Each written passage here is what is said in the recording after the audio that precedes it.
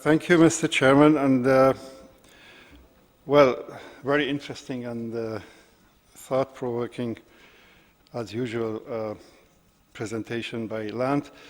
I have a lot of disagreements, by the way, with what he said, but really I won't let it detain us here. But in passing, I want to make just 2 points about, it's true that price and wage incentives are important in innovations, but there are other very important factors, such as strategic decisions by firms, like first mover advantages, other factors such as control over labor process, organizational efficiencies, quality control, and standardization of products.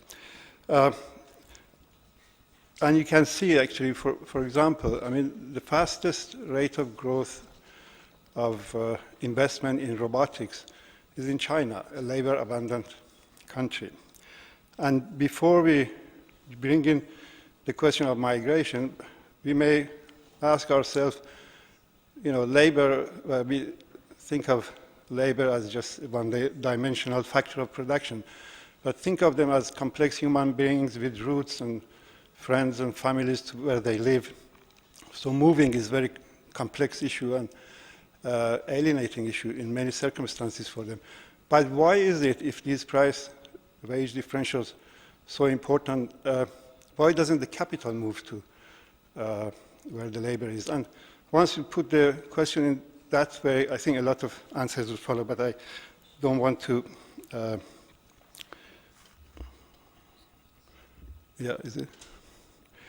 labor this anymore. But the other thing is that I don't think these new technologies are really negative externalities.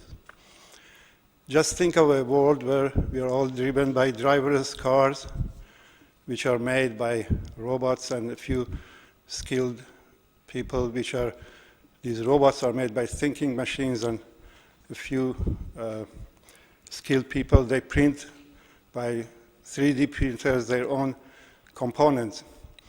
I mean, that would mean really the productivity would be so high that man can be liberated from drudgery of labor only if we can create the institutions so that the rents that accrue to the owners of these machines and also the few skilled labor benefit the whole humanity rather than stay as rents. This is a big challenge, but this is for the future. A lot of these technologies haven't even reached the stage which we can, commercialize stage. Anyway, what it is that I'm sure Lant would also agree with me, that these technologies are coming, are happening. And some of them are here. I mean, the technologies like robotics, etc., these are for the future. They're going to impact the Middle East. And when they come, probably next 20, 30 years, the main issue that they pose is displacement of labor. The main policy implication is retraining of this labor and also how to deploy them.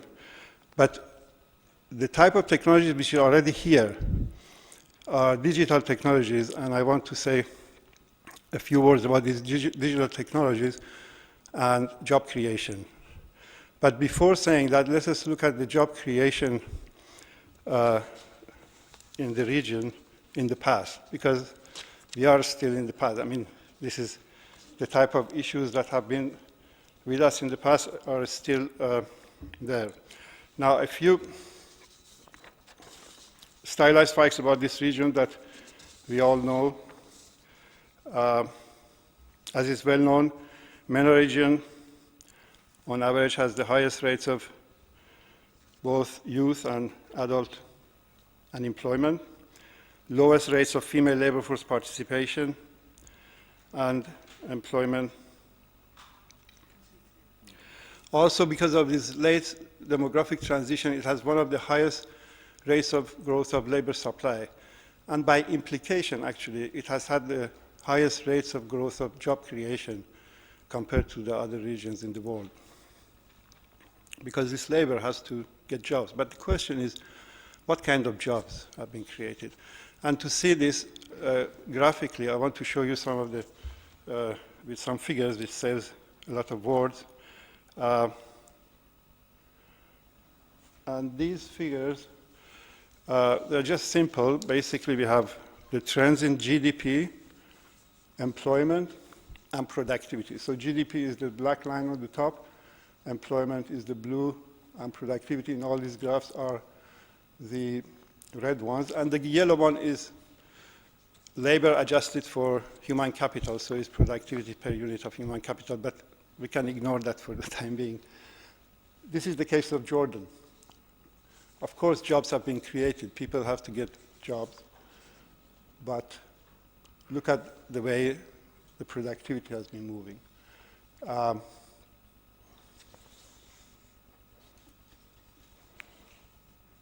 It has been at the expense of productivity.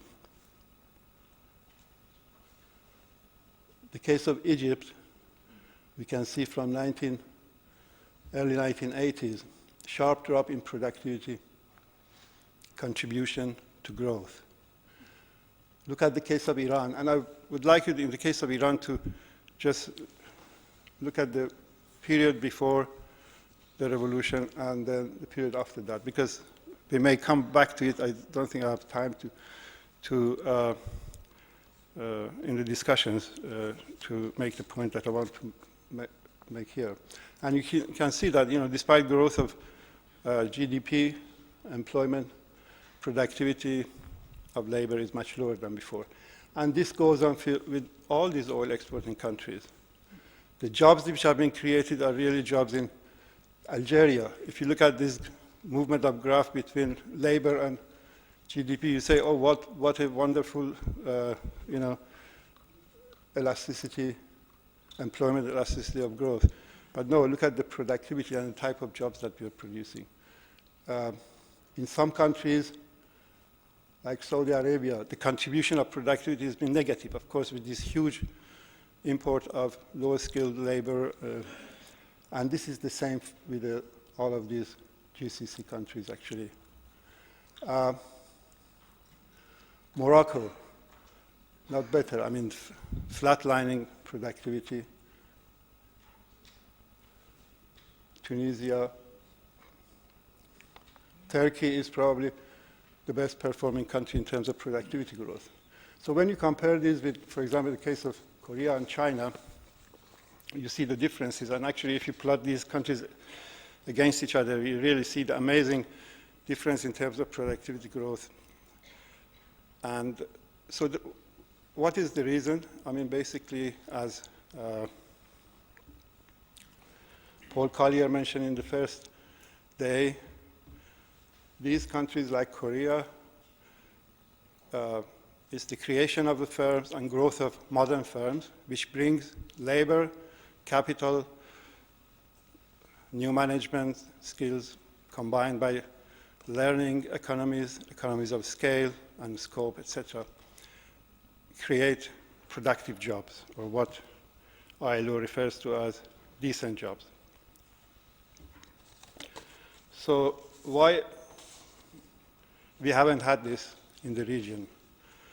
Well, this has been discussed, I think, in many sessions here.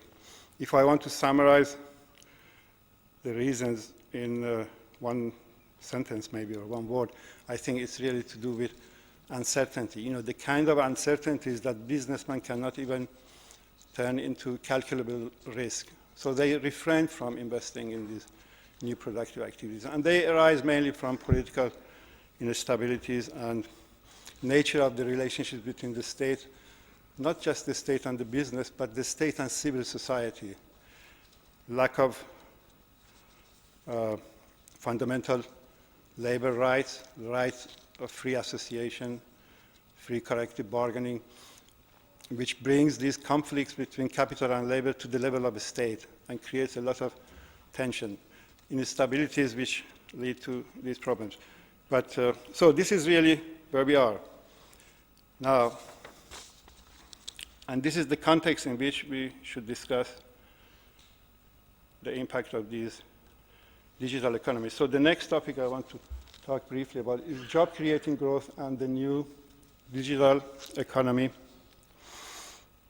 opportunities and challenges.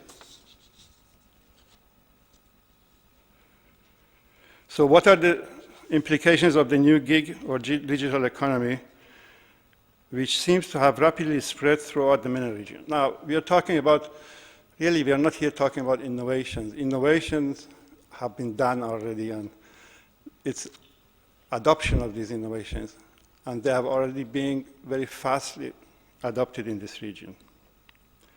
And one thing to note, first of all, is that the large companies that form the backbone of the gig economy, that's the technology companies themselves, do not employ a large labor force, but their impact or implications for the rest of the economy is immense, no matter what form they take, being like online marketplaces, crowd-working platforms, or crowdsourcing marketplaces, platforms for the provision of local services, etc. Let's take the case of national online marketplaces that are now pervasive in the MENA region. I'm familiar with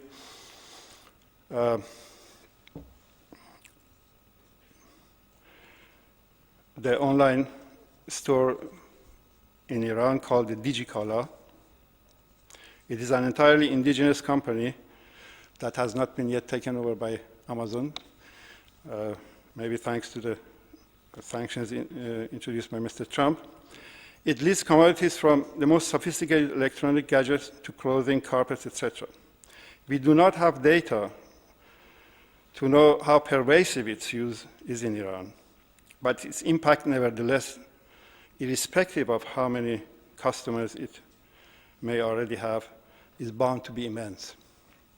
For example, in the old days, when you wanted to buy a carpet, a Persian carpet, you used to go to the bazaar, look at certain shops, different shops, go through complex bargaining process and this bargaining process to convince you that you're paying a fair price, and you will never, for the rest of your life, you become sick.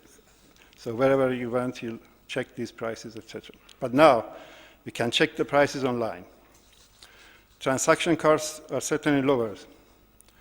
Competition is intensified. Everyone can check the price of carpets online. How has this impacted, for example, I mean, the implications are very immense in terms of, for example, how does it impact prices, price fluctuations, regional price variations? What are the implications for producers or for the traditional middlemen who procure the capital and raw material and working capital for carpet producers? And what about the bazaar shopkeepers? I mean, these are interesting questions to look at. We do not know. Of course, depending on how pervasive the adoption, people take this on or actually buy from this marketplace, that may have additional implications. I think at the moment, probably, it's not big. I don't know, really. So these are really the kind of things that we don't know. But the new digital technologies also affect the way we work. Crowd working through microtask platforms, application platforms of localized services. But how pervasive are these types of work in our region? Again, we don't know, but there is, for example, there is the Oxford Internet Institute, which publishes online labor index, which provides data on supply and demand for online microtasking across countries and occupations by tracking the number of projects in real time on a number of these big platforms. In this region, for example, countries like Egypt, Morocco, Tunisia, Turkey, and UAE, figures are there. Of all these countries, Egypt is amongst the top 15 countries in terms of people working on these platforms. Well, we have to know more about this. is going to grow probably. So maybe statistical offices can start putting data of this type together. How are we going to get information about these platform workers? How are we going to identify them? These are important research questions. So what are the implications? These new forms of work are reshaping the labor market by enabling the matching of supply and demand of services being completed at an incredibly high speed, reducing transaction costs and lowering frictions in the market. This type of work offers new opportunities, but also poses important challenges that need to be addressed. Again, we don't have a lot of work on this region, but there is some work on the OECD countries about these opportunities and challenges, and particularly the regulation of this type of markets is a thorny issue. On the benefit side, crowd work and work-on-demand jobs provide workers with flexibility, both in time and space, and also about what they want to do.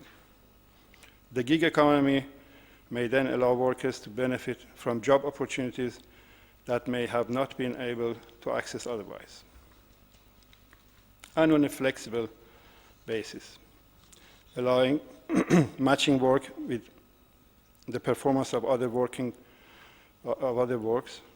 family-related, study, or leisure activities. And some work which has been done on other countries basically shows that, for example,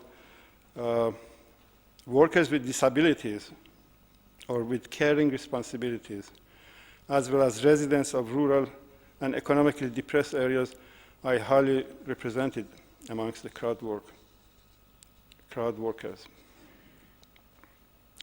It may have important implications, for example, for female participation rates, if it reduces transaction costs and also allows the flexibility, allows women to combine their care work with work in the digital markets. But it may also create more inequalities. Do women have access to these platforms? I mean, the work that has been done, for example, by ILO shows that in developing countries that this type of work is pervasive. Only 1 in 5 workers are women. In this region, I don't know, but we need to find out. But what kind of skills do we need to provide for women to be able to access these? What investments in new skills are required? Yeah, I'm finished. For women to take full advantage of new techniques. What regulatory measures are needed? So I've listed here, I'm running out of time, basically the opportunities, but also the challenges. You know, the work done in these platforms are non-standard works. The contractual agreements are like self-employment agreements, but you know, there are some stipulations which require, you know, for example, the employer sets the price. So it is something between labor, wage labor, and self-employment. There is a danger of race to the bottom. If a worker sitting, let's say, in Beirut wants to compete with someone in Philippines, you know, what are the implications for their wages? And there is danger of commodification of labor, basically.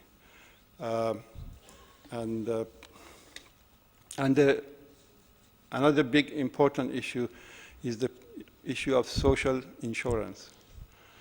You know, these type of works are usually low paid, they're intermittent, and the people who are engaged in this type of work, they don't invest in, they don't sometimes even have the savings to invest for social insurance and pensions, and it can actually turn out at the end to be a big cost on the economy if these issues are not addressed because of the problems of pensions, social insurance, etc., which would So there are a lot of questions that we really need to ask, and a lot of research which needs to be done with this type of work which is happening in our region. And we need to find out more about them. And thank you very much. Thank you, Massoud.